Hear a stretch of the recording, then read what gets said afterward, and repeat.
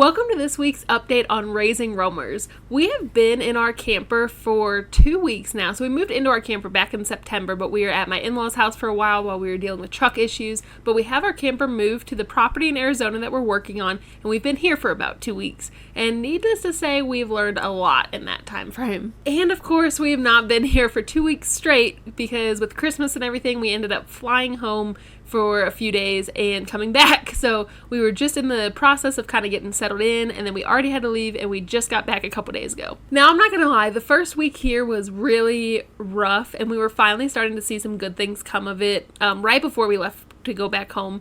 So basically, this campground that we're at is up and coming. So as far as utilities go in the camper, like we need a generator for electric, and we need propane to have heat and things like that. And we were in such a horrible routine of just never being able to get those things. Like, it felt like they were constantly running out. And the closest town where we can refill on gas and propane and things like that is 30 minutes away. So when we find out last second that we're out of gas or out of propane, it's obviously really inconvenient to drive 30 minutes to town and 30 minutes to back just to make it work. But we are so grateful that we are finally in a routine with that. Whenever any of us go to town for groceries or things like that, we just bring our gas can and our propane tank with us and have it get filled up while we're in town anyways. And so far that has been working really, really smoothly for us. We also learned really quickly that our washing machine and dryer does not work very well. We have like a combo machine in our camper, and so it's supposed to wash and dry things at the same time.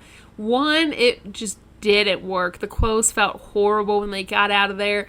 It uses a lot of water, and that's another like utility that we have to constantly keep up with, so it wasn't really worth it to us to use so much water for one load of laundry, and it was leaking. So we'd end up with water on our floor after we were done using it, and it just wasn't working out. So on top of getting gas and propane and groceries and everything while we're in town, we take our laundry to the laundromat and drop it off and go run our errands and come back for it. It's kind of funny. I find going to the laundromat kind of helpful, I guess, like kind of satisfying. Like whenever we have to do laundry at home, we pushed it off and off and off so much, and then like you finally get it in the washing machine, and then you put off putting it in the dryer, and then you once it's in the dryer, then you put off putting it away, and it was just like one of those things where it never got done just because we had all these other things to do. So to be able to drop it off in town actually makes it somehow get done quicker, and I still don't really understand the math behind that, I guess, but that's working out really well for us now too. Another thing we were working on is trying to keep sand out of the camper. We are parked straight up on sand. Like our 2-year-old Easton, he calls it his sandbox outside, and it's so funny because it's not a sandbox, it's just where we live. And so we for a while had so much sand tracking in the camper, so we've come up with a few ways to fix that. We just yesterday bought rugs for the steps of the camper so we can try to get some of that sand off. We also do have like a welcome mat right when you walk in now, so we can get some more sand off there. And we also do have like indoor shoes and outdoor shoes now, so that has been helping a lot. The one thing that we can't really work around with all of that is the dogs, because they just sprint in and sprint out, things like that. So we still have some sand coming in the camper, but it's so much better than when it was at the beginning. And of course, with just any transition, we just had like our normal hurdles, like we're trying to get used to a new work schedule, and Tyler's getting used to working outside with his hands all day and things like that, and I'm on my computer more because now I have 2 part-time jobs in marketing instead of just one. So it's been a hurdle, it's been an adjustment. We had Tyler home from work, like he wasn't working for about 2 months, and so I was able to get a lot of work done because I had help with Easton, where now he's back to work. Now I'm back to being a work from home mom, trying to take care of a toddler by myself. So kind of just working back into that transition has been interesting, but again, it's already going so much smoother than it was right at the beginning. Then a quick truck update. So if any of you have been here from the beginning, you know that we were delayed in leaving for about 2 months because we bought a truck from someone on Facebook Marketplace, and it ended up not being what they agreed to, even though they showed documentation showing that it was. So basically, that truck broke down in Arkansas. We had to sleep in a mechanic shop for the night in our camper, and we had to pay a friend to come haul our camper from Arkansas to Arizona, and we lived in Missouri at the time, so we had made it about 3 hours away from home into Arkansas, and so we paid a friend to haul it to Arizona, and so now we have a camper here with no truck. the truck ended up back in Missouri, and we found out what the problem is. It's a problem with pistons, I believe. I don't know anything about vehicles, so we're not really sure what we're doing about all that yet. But yes, we do have a camper here in Arizona with no truck currently, so we have to figure out kind of, is it worth trying to fix this old truck again, or do we just need to cut our losses and buy a new one? And so that part is still up in the air. But for anyone that's curious, our truck is broken down in Missouri at a mechanic shop while we are here with a camper that needs a truck to pull it in Arizona.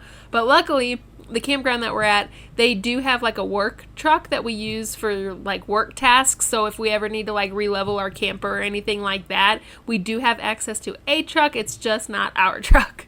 So I can't forget, the one thing that I have not gotten used to in the camper yet that I still have to figure out what to do about is taking a shower and giving Easton a bath. So for some reason, Tyler has luck every time. We have limited amount of water, right? And we have a limited amount, it's not really a limited amount of hot water. We have endless hot water, but it's very moody on like when it gets hot. So we basically have water that can go into the shower head, and what we do is like the water goes into the shower head, and so if we were to just let the water go, obviously that's using so much water. So we have a button on our shower head where the water is still turned on, but the shower head stops like releasing it per se. So what we're supposed to do when we shower is we turn the water on, we wait till it gets the temperature that we want it to get to, which that by itself is a whole battle sometimes. Then, like, let's say we spray our hair off. Then we press that button to make sure the water doesn't come out anymore while we're, like, shampooing and things like that. Well, then whenever we're ready to rinse, we just turn the shower head back on, rinse our hair, turn it back off. Then, then we get our body wet and turn it off. And then we wash our body. Then we turn it back on to, like that kind of thing. So that should work theoretically. The reason why it hasn't been working very smooth is I learned one time, I've made this mistake one time and I will not make this mistake ever again, is I had the shower head, I rinsed my hair off, and then I turned the shower head off, I shampooed my hair, then I went to turn the shower head back on, and the water was freezing cold, and it was not the temperature it was when I turned it off. So that has just been extremely stressful because like showering is turning into like this hour-long thing, like between showering and giving Easton a bath, and it's just been so long and drawn out. And somehow Tyler has the best luck and he can get in and get out, no problem, things like that. I, however, am having a horrible time with it, and I'm just letting Tyler give Easton a bath these days because he has it all figured out somehow, and somehow I don't. So I don't know if I'm just going to start going to a truck stop or something, or I'm trying just to have as much patience as I can with this shower. But if anyone has advice on that, definitely let me know because it has been stressing me out a lot. As far as work goes, though, we both really like our job so far. So basically we are at a campground called Tickle Pink Flamingos Vintage Campground and Retreat Center. So right now we are on 40 acres of property, and we are basically gathering vintage campers, like our supervisors finding these campers on like Facebook Marketplace and things like that. And Tyler's primary job right now is to flip them. So basically fix anything that's wrong, renovate them, things like that to make them rentable. So our goal for the next like couple months is to have like a cul-de-sac basically of all of these vintage campers, and it just will turn into like this little community. And in the middle of the cul-de-sac, eventually there's going to be like a dog park and a playground and things like that. Well, even that whole cul-de-sac with all of those campers is such a small portion of this 40-acre property. So we also have places where people can tent camp. We have places where we're hopefully going to have places where people can come park their RVs, and we'll have utilities set up for them and things like that. So there's a million ideas, and then eventually, obviously, hence the name, eventually there's going to be a retreat center. So there's going to be a place for like classes and things like that. So to watch this land like go from nothing into something is really cool. Like we literally had a tractor out here, and Tyler and the other person that we work with, they took the tractor and drove it in a circle until basically we had this road set up to have all these campers parked around. So like to literally see land that was just random and now see a whole street on it, like I don't know, it was just really cool and unique to see it. And Easton got to go in the tractor for a few minutes, and he thought that was the coolest thing ever. So it's just been awesome to kind of experience it as a family. Like he's still doing his job, I'm doing the social media marketing for them, so like we still have our separate tasks, but like getting to like bring Tyler lunch and things like that has already just been so different than what we were used to back then. Easton was also insistent that he helps me with this video, so here's a little interview I did with him. Yeah, yeah, yeah. Hello, buddy. Hello, everybody. Say welcome to... Bed. What? Say Yes. welcome to... Bed. What? Oh, welcome to the camper?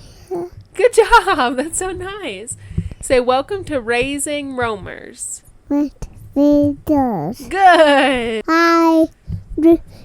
Moon dogs. You talking about moo cows? This. Cheese? Yeah. Cool. All right. Do you want Mommy to ask you some questions? Yeah. Yeah? Okay, let mommy see it. Yeah. Okay, ready? Do you like living in a camper? Who do you share a bedroom with? Dadas. The dogs? Do you like sharing a room with the dogs? Let's be dada. You like to play with the dogs? Let's be dada. You like to play with the dogs? Let's be dada. Yeah. Who lives in the camper with you? Dada. Dada and Mama. Mama. Good. And what is outside that you like to play with? Die. You like to play with Sky, which is one of the dogs? What else do you like to play with outside? Die. There's sand outside. Yeah. Do you like playing in the sand? Yeah. What kind of food do you like when Mommy makes it in the camper? What it? You like it when I make the brown drink? Yeah. Yeah, we make a smoothie and it's called a brown drink. You're right. Where do you want Mommy to take you when we're playing? Ah! The park? Do you like going to the park? Yeah. Do you know what state we're in? Yeah. What state are we in? Can you say Arizona? Ada.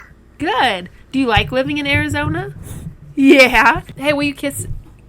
Will kiss? Say bye-bye, everybody. No, bye-bye. No bye-bye. Yeah. It's Mommy's turn. It's Mommy's turn. Mommy's turn. That is the. Easton's turn. Yeah. How old are you, Easton? The. You're not 3. How old are you? The. 2. Good job. You're 2 years old. What's your favorite color? Blue. Blue. That's a good choice. Bird. And purple? Blue. Light blue. Oh, you got light blue on your shirt? Good job. For those of you that have been following our journey, I cannot thank you enough. This has been a massive transition for us, but you guys have made it absolutely phenomenal, and we cannot wait to see what we do next. We have a lot of exciting plans in store, so be sure to follow us at all the link belows. We have a blog, we have a podcast, we have Facebook, YouTube, TikTok, like all of the things. So definitely hop on there, follow our journey, and we have some exciting stuff to share with you soon.